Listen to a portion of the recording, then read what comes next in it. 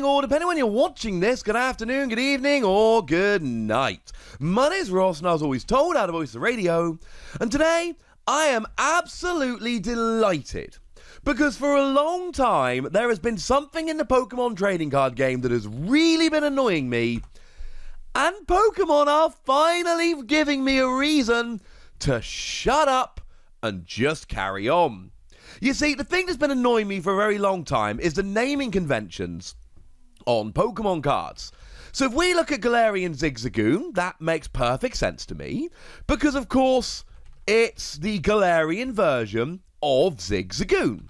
That sounds fine to me. And then we look at Galarian Lanoon, and I'm like, well, there's regular Lanoon, and there's Galarian Lanoon. This makes perfect sense to me. But now I look at Obstagoon, and the card says Galarian Obstagoon. But that's not what the Pokemon is called. The Pokemon is called Obstagoon. And this has been getting to me for a little while. They've been misnaming the Pokemon in the trading card game. And I understand that, it makes sense and looks nice to go Galarian Zigzagoon, Galarian Lanoon, Galarian Obstagoon. But the Pokemon is not called Galarian Obstagoon. The Pokemon is called Obstagoon. Well, finally, and bearing in mind, this is Sword and Shield 5A over in Japan. This has been happening. Galarian Obstagoon came out in Sword and Shield 1. But we are finally being given a Pokemon card which specifically helps Pokemon that have Galarian in their name. And now, all of a sudden, this makes perfect sense.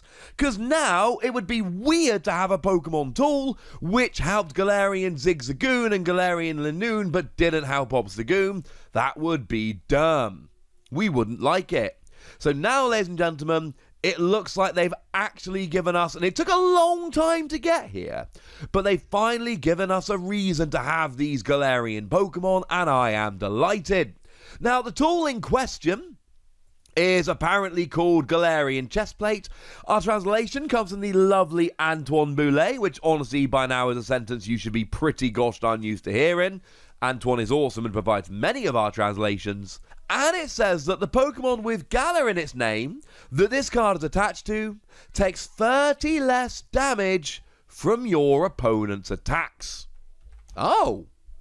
It's one of those cards. Now, in my history series video at the moment, I am currently, today Emerging Powers is going to be our history video of choice, which means the one I've been researching and, recording lately has been about Noble Victories.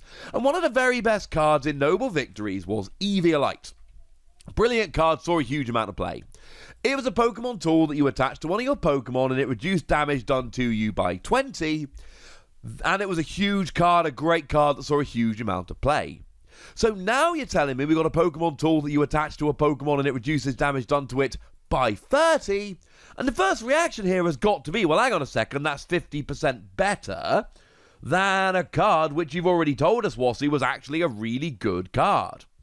And the answer is, yes, Eviolite was good. Yes, for the Pokemon that can use it, this is better. But there is a big question to be asked about where we are in terms of the format at the moment and whether we are in a place at the moment where this is a kind of card which is going to see a huge amount of play. You see, this isn't a card that you just randomly whack into decks willy-nilly. This is a card that you put into decks to essentially help out. But help out very specifically. This is supposed to avoid key KOs. So if you've got a Pokemon that your opponent is just KOing, this is going to work absolutely beautifully. So let's take something along the lines of a Galarian Sirfetch'd V. Very cool card, one we like very much. It's got 210 HP. So let's take one of the very best attackers in the game at the moment. Let's take Zacian V. It does 230, which means they are doing 20 more damage than they need to do. That's annoying. But now all of a sudden this chest plate means that they do 30 less damage, they do 200, and you will only just survive. You'll survive by the skin of your teeth, but nobody really cares. You will survive a KO. You will remain on the board rather than being taken out. That's a very, very good thing indeed. Pretty gosh darn important if I'm honest with you. Now this might not be a particularly great example because Arcus, Naga and Palkia is often played with it to do an extra 30 damage, and even when that rotates out we're going to have Galarian Berserker, another card incidentally that will be able to make use of this, that will essentially be able to, add a bit of damage which will then get the KO, but that's the kind of thing we're looking for. If we take a quick look at Galarian Berserker, this is an interesting one, because at the moment we can look at it and go, there is absolutely no way I would ever play this over Metal Goggles, and that essentially is absolutely the right approach to take here, because Metal Goggles reduces damage done to you by 30, and stops damage counters being placed on by attacks and abilities. This just reduces damage. But when we hit the rotation end of August, beginning of September, Metal Goggles is going to rotate, and all of a sudden, maybe Galarian Berserker can use this again. Of course, Metal Pokemon at the moment have got all things like Lucario and Melmetal to reduce damage done to them. That is also rotating, so Metal are not going to be quite the powerhouses in terms of reducing damage that they are now. Having said that, reducing damage is kind of what Metal Pokemon do, so I'm sure more will be printed over time. Honestly, to go back to Galarian Sirfetch'd, this is one that I like quite a lot at the moment because we've got Stone Fighting Energy. Stone Fighting Energy being a special energy, a fighting energy that can only be attached, well, when it's attached to anyone, it's a fighting energy. But when it's attached to a fighting Pokemon, damage done to you is reduced by 20. So what you can actually do with Galarian Sirfetch'd here is get 3 or 4 of these on, and then go ahead and attach the chest plate, and now things are very, very different. Now you're actually really, if you've got 4 Stone Fighting Energy on, which I know is a lot, but at that stage you're actually reducing damage done to you by 110. You're a 2-price Pokemon with 320 HP, which is what we expect to get from a free prize giving up Pokemon V Max. And of course, what's really cool about Galarian Sirfetch'd V is the ability Resolute Spear, whereby when this Pokemon moves from your bench to the active, you can move any amount of fighting energy from your other Pokemon to it. Bearing in mind that you do have, that rule that although Stone Fighting Energy isn't a fighting energy in your hand, it is when it's attached to a Pokemon. So you can essentially have these on all your Pokemon, move it over, and just sit there and absolutely tank with Galarian Sirfetch'd V. That will work, incidentally. That will absolutely work. The fact of the matter is, this is a kind of tool we've seen many times before. We saw Choice Helmet a little while ago that made you take 30 less damage from GX and EX Pokemon. Saw a little bit of play here and there, was absolutely not a powerhouse card, was not a staple in a huge amount of decks. Obviously, Metal Pokemon have been using both Metal Goggles and Metal Frying Pan, but it's also important to remember that Metal Goggles stopped damage counters being dropped, and Metal Frying Pan took away your weakness. And this isn't doing that, it's just reducing damage done to you, though it can be used by a whole bunch of different ones. We did have Ancient Crystal a little while ago, but then again, Ancient Crystal literally only worked for Regirock, Registeel, Regice, or Regigigas, so with the best will in the world, it is unlikely, shall we say, ladies and gentlemen, that anyone was going to use that in most decks. So what we're left with here is a fun little tool, but it does need to be borne in mind that these Galarian Pokemon aren't seeing a huge amount of play right now. But then again, let's take Galarian Obstagoon. It's built to sit there and tank against basic Pokemon. So your opponent's going to be looking for an evolved Pokemon that might not be that good.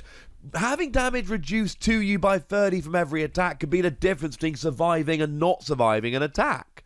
Something like Galarian Sirfetch'd V, taking that hit and being able to soldier on because it's also using Stone Fighting Energy, could be kind of relevant.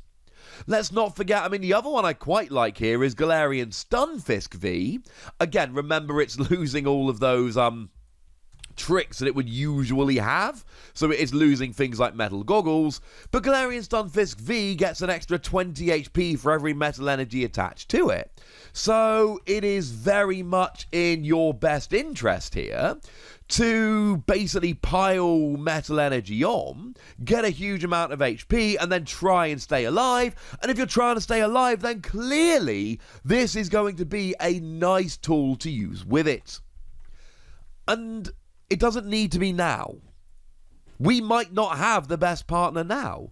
Maybe the best partner is coming in the future. Maybe the best partner is coming in a year's time. The thing to remember about a card like this is it doesn't need to be great when it's released, because it's probably got about 2 years-ish to try and find a partner. Eviolite was amazing and saw a huge amount of play because we were in a meta game with just a redonkulous amount of basic Pokemon, and we were in a bit of a 2-hit KO format, and it really did work beautifully. Choice Helmet, we never had that same reaction.